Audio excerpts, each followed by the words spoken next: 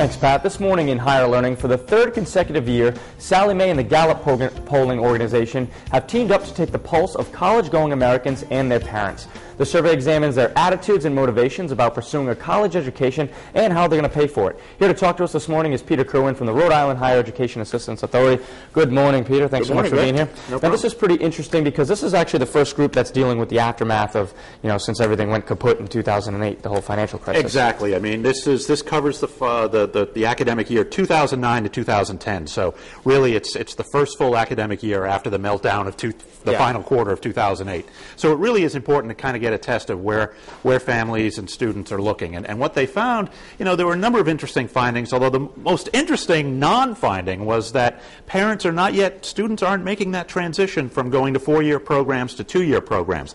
We anticipate that's coming, and we may see that in next year's report. But I mean, this survey, it's called How America Pays for College. And one of the big concerns is, that people are having a hard time.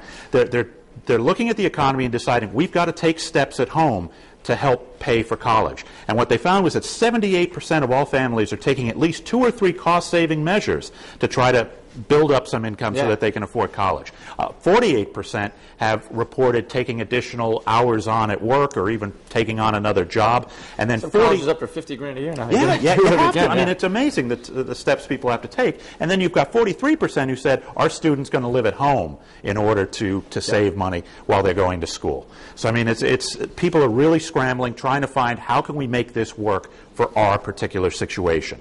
One of the most disturbing findings for me was that 1 out of every 4 students is being declared ineligible for federal financial aid and federal student loans because they're failing to fill out the FAFSA form. That's what I was going to mention, that's what the surveys found, that people aren't just filling out the proper stuff, or they're not filling everything out.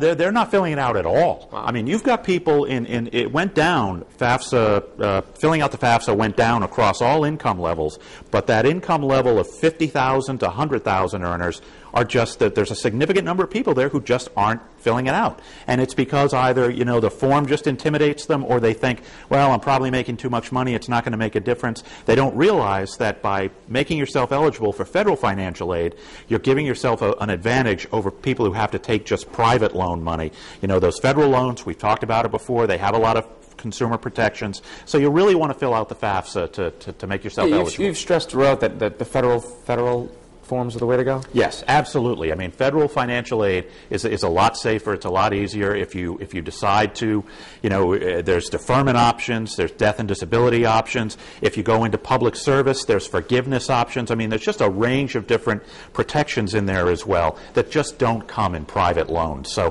filling out the FAFSA is the basic first step that people really need to take. Peter, thanks so much as always. No problem. Piece of cake today. I didn't have to do anything.